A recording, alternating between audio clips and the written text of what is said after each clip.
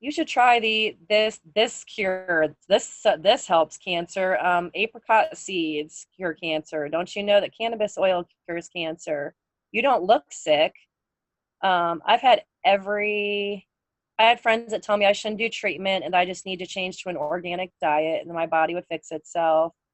Um, I've heard everything. People would send me the stupidest articles on these cures, and it's like you don't get how insultful it is until you're in it, until it's you. Like, I know these people are trying to be harmless and helpful by offering these suggestions, but it's pointless.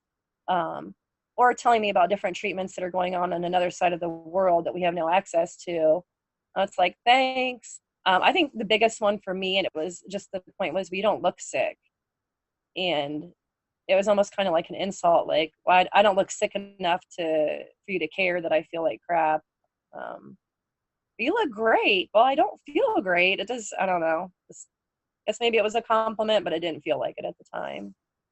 So, or somebody else telling you about how their grandma got diagnosed with this cancer, she passed away.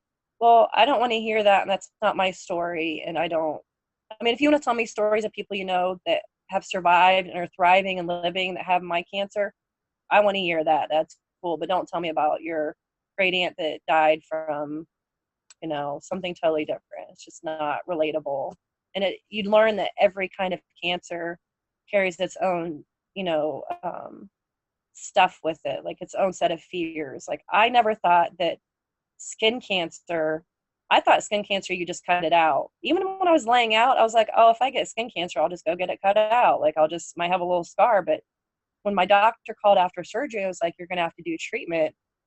I was in tears. I was actually in just disbelief because I never knew that melanoma was as invasive and deadly as it is. Um, so I think and for me, that was a big thing when people be like, oh, it's just skin cancer. And I understand because that's what I used to think too. And so that was my big one. It's just skin cancer. So